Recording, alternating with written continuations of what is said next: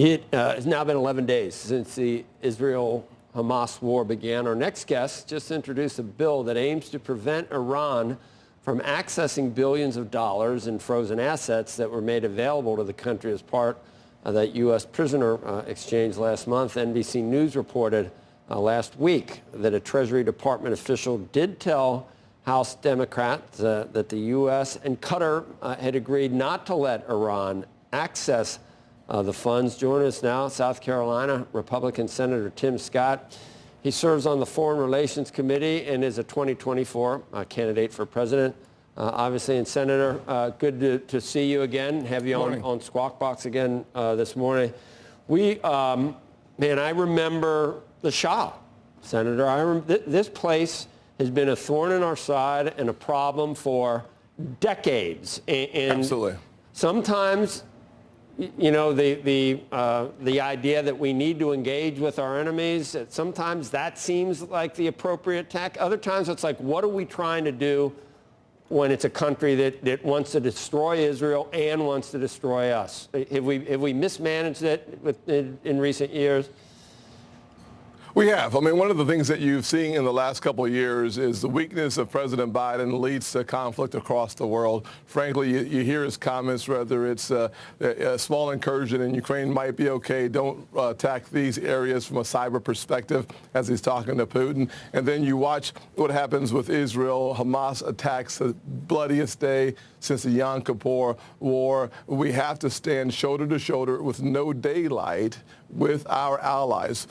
The world needs to know that we are loyal to our allies and we will be lethal to our adversaries. And that's been missing for the last couple of years. And frankly, the hostage payment of $6 billion. You know, Joe, I said it under the Obama administration. When he paid $400 million for hostages, you will only increase the price on every American life abroad, and now we see $6 billion.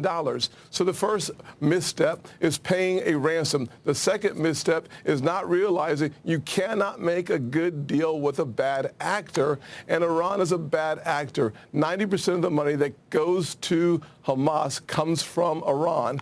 After the attack, Hamas thanks Iran. Freezing those assets actually will save lives. We must not only stop there, we must go one step further and have the Secretary of the Treasury, that's why I'm leading on this bill, having the Secretary of the Treasury report on all assets Iran has over $5 million so that we can target them and then extend, finally, my legislation from May extends the sunset. We make it permanent, sanctions on the energy sector in Iran. They must feel the price. And plenty of blame, I guess, to go around. Republicans picked a bad time to, be basically unable to fund Israel and Ukraine, regardless of, I see people go back and forth about how much more aid we should give to Ukraine, but we're not giving aid to anyone, even to Israel at this point, because of this, what's happening in the House on the GOP side of things, Senator. Yeah, absolutely. One of the things I would suggest if I were president of the United States, I would be calling on my party to have a speaker pro tem, make Patrick McHenry the speaker pro tem so that business can be done in the House. It's frankly 221 members, Republicans. We need 218 to choose a speaker.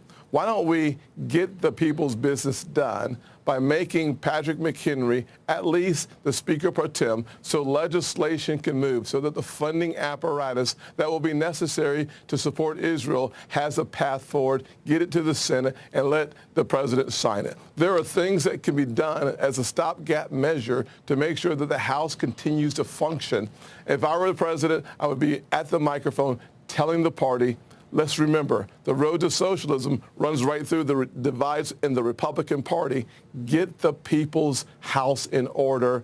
And then I would frankly encourage a changing of the rules. Having 4% of your Congress able to eliminate your speaker is probably bad decisions after bad decisions, even into the future.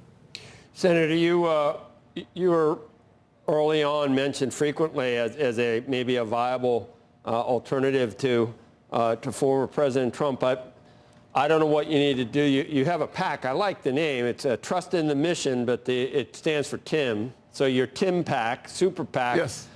they're not going to spend any more money on TV. They're going to focus on grassroots. But in explaining why they're doing it, they're not even really blaming you or talking about your prospects.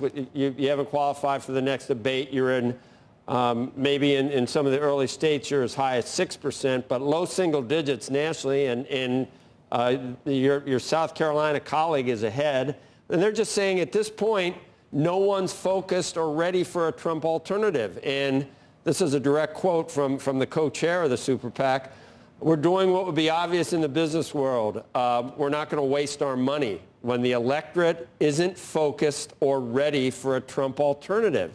What needs to be done? Maybe could Republicans coalesce around one person if there was a smaller field? And do you need to drop out?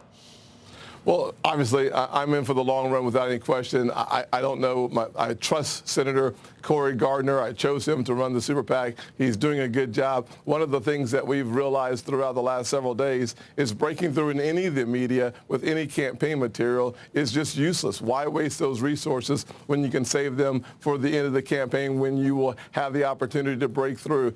Knowing that and knowing that the number one job that we can do right now is support Israel, we know that every news cycle, we're going to focus on our job and our responsibility to lead on sanctions legislation, to lead on closing the southern border, or at least let us freeze the assets and provide sanctions to the Council of the Mexican Cartels.